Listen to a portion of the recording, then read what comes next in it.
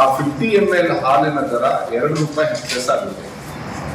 ಆ 2 ರೂಪಾಯಿ 10 ಪೈಸೆ ಮಾತ್ರ ನಾವು 42 ರೂಪಾಯಿ ಇದ್ದಿದ್ದ ದರವನ್ನು 44 ರೂಪಾಯಿನ ನಾವು ನಾಳೆಯಿಂದ ಅದನ್ನು ಜಾರಿ ಮಾಡಬೇಕಂದ್ರೆ ನಾವು ತೀರ್ಮಾನ ಮಾಡಿದ್ದೀವಿ. ನಂದಿನಿ ಹಾಲಿನ ದರ 2 ರೂಪಾಯಿ 10 ಪೈಸೆ ಹೆಚ್ಚಳ.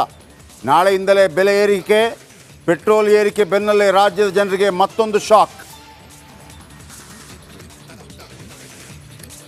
ಸನಾತನ ಧರ್ಮ ಕುರಿತು ವಿವಾದಾತ್ಮಕ ಹೇಳಿಕೆ. 42ನೇ ಎಸಿಎಂಎಂ ಕೋರ್ಟ್ಗೆ ಉದಯನಿಧಿ ಹಾಜರ್. ಆಗಸ್ಟ್ 8ಕ್ಕೆ ವಿಚಾರಣೆ ಮುಂದೂಡಿಕೆ.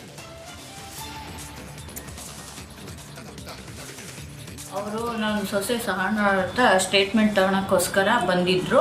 ಅವಳ ಹತ್ರ ಕೇಳಿದರು ಅವತ್ತಿನ ದಿನ ಏನು ನಡೀತು, ಶನಿವಾರ ಏನು, ಎಷ್ಟು ಗಂಟೆಗೆ ಹೋದ್ರು, ಏನು ನಿಮಗೇನಾರು ಹೇಳಿಬಿಟ್ಟು ಹೋದ್ರಾ ಏನು ಅಂತ. ಚಿತ್ರದುರ್ಗದಲ್ಲಿ ರೇಣುಕಾಸ್ವಾಮಿ ಪೋಷಕರ ವಿಚಾರಣೆ. ಮತ್ತಿನ ಮಾತ್ರೆ ಕುರಿತು ತನಿಖೆ. ನಾಳೆ 4 ಆರೋಪಿಗಳು ತುಮಕೂರು ಜೈಲಿಗೆ ಶಿಫ್ಟ್.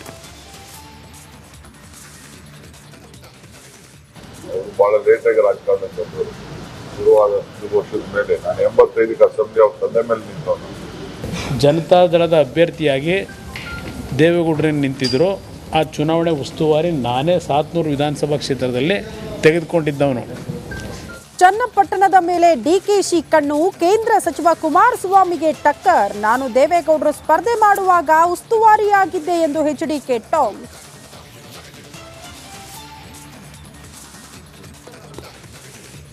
ವಾಲ್ಮೀಕಿ ನಿಗಮದ ಅಕ್ರಮ ಕೇಸ್ಗೆ ಬಿಗ್ ಟ್ವಿಸ್ಟ್. ದನ ಕಾಯೋನು ಸೇರಿದಂತೆ ಕಂಡವರ ಖಾತೆಗೆ ಹಣ. 700 ಬ್ಯಾಂಕ್ ಅಕೌಂಟ್ಗೆ 89 ಕೋಟಿ ರೂಪಾಯಿ ಸಂದಾಯ.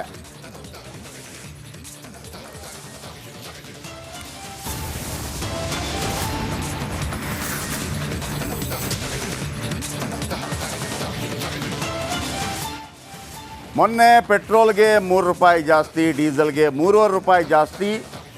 ಈಗ ಲೀಟರ್ ಹಾಲಿಗೆ 2 ರೂಪಾಯಿ 10 ಪೈಸೆ ಜಾಸ್ತಿ. ಒಂದು ಕಡೆ ಫ್ರೀ ಅಂತ ಹೇಳ್ತಾರೆ, ಮತ್ತೊಂದು ಕಡೆ ಜನರಿಂದ ದುಡ್ಡನ್ನು ಕಿತ್ಕೊಳ್ಳಲಾಗ್ತಾ ಇದೆ. ಬನ್ನಿ, ಇದು ಈ ಕ್ಷಣದ ಅತಿ ದೊಡ್ಡ ಬ್ರೇಕಿಂಗ್ ನ್ಯೂಸ್. ತರಕಾರಿ ತಿನ್ನಂಗಿಲ್ಲ, ಹಾಲಂತೂ ಕುಡಿಯಂಗಿಲ್ಲ. 2 ರೂಪಾಯಿ 10 ಪೈಸೆ ಜಾಸ್ತಿ ಆಗಿದೆ ಲೀಟರ್ಗೆ. ರಾಜ್ಯದ ಜನತೆಗೆ ಕೆಎಂಎಫ್ನಿಂದ ನಂದಿನಿ ಬಲು ದುಬಾರಿ. ನಾಳೆಯಿಂದಲೇ ಜಾರಿ. ನಂದಿನಿ ದರ 2 ರೂಪಾಯಿ 10 ಪೈಸೆ ಜಾಸ್ತಿ ಏರಿಕೆ. ವಾರದ ಹಿಂದೆ ಪೆಟ್ರೋಲ್ಗೆ 3 ರೂಪಾಯಿ, ಡೀಸೆಲ್ಗೆ 3.5 ರೂಪಾಯಿ ಜಾಸ್ತಿ ಮಾಡಿದ್ರು. ನಾಳೆ ಬೆಳಗಿನಿಂದಲೇ 44 ರೂಪಾಯಿ ಇದ್ದದ್ದು 46 ರೂಪಾಯಿ 10 ಪೈಸೆ ಆಗುತ್ತೆ. ಅರ್ಧ ಲೀಟರ್ ಹಾಲಿಗೆ 22 ರೂಪಾಯಿಂದ 24 ರೂಪಾಯಿ ಆಗುತ್ತೆ.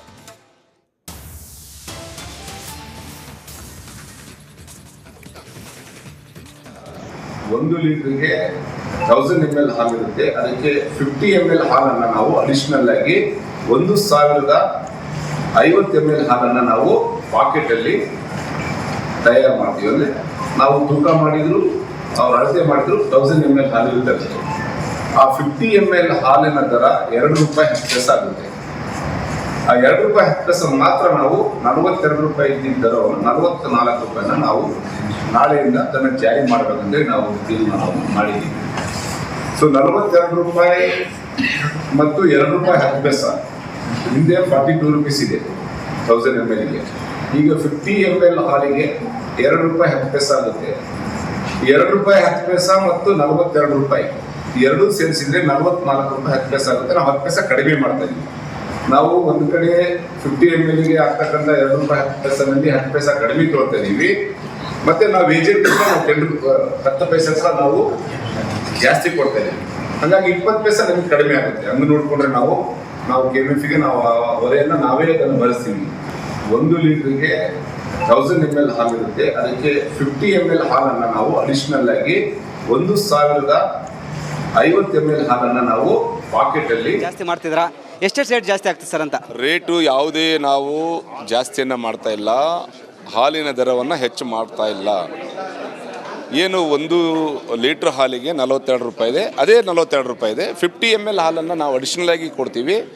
1000 ml ಕೊಡೋದು 1050 ml ಬರುತ್ತೆ. ಅದಕ್ಕೆ 2 ರೂಪಾಯಿ 10 ಪೈಸೆ ಆಗುತ್ತೆ. ಅದಕ್ಕೆ 10 ಪೈಸೆನೇ ನಾವು ಕಡಿಮೆ ತೊಗೊಂಡು 44 ರೂಪಾಯಿ ತೊಗೊಳ್ತೀವಿ. 50 ml ಅಡಿಷನಲ್ ಆಗಿ ಕೊಡ್ತೀವಿ. ಈಗ 42 ಇದೆ, ಈಗ 44 ಆಗುತ್ತೆ ಸರ್ ಹೇಗಂತ? 50 ml ಹಾಲು ಕಾಸ್ಟ್ ತೊಗೊಳ್ತಾ ಇದೀವಿ ಅಷ್ಟೇ.